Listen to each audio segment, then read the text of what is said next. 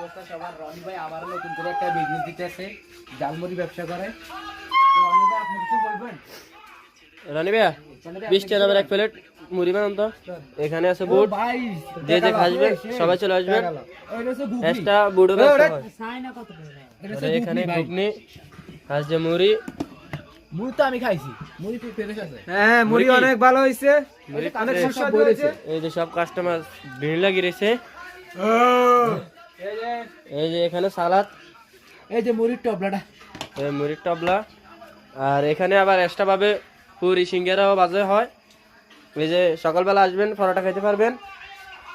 আর রনি ভাই দোকানটা এখানে লোকেশনটা আমরা কই দিচ্ছি। এই যে আরো অনেক কিছু লোকেশন হয়েছে চাঁদপুর শাহরাস্তি 2 নং ওয়ার্ড, পশ্চিমের রাস্তা। এতে আসবেন, আইসে মসজিদ হিস্টোর দোকানের সামনে। গাইস রনির দোকানে কেউ আসবেন না, ঠিক আছে? আমি এটার ব্যবস্থা করতেছি, আমি আরেকটা দোকান দিতেছি, সবাই আমার দোকানে খাইবেন। রানি স্যার, আপনার ডেলি ইনকাম কত টাকা হয়? স্যার আপনার ইনকাম কত টাকা? কোনো লাভ নেই, ক কোনো লাভ আছে কোনো ফায়দা দৈনিক নেই। 5,000 তো ভাই কয়টা করে 5,000? ইনকাম? 5,000। ও 5,000, ঠিক আছে। দৈনিক 5,000 টাকা জালমুড়ি সে বেচতে পারে।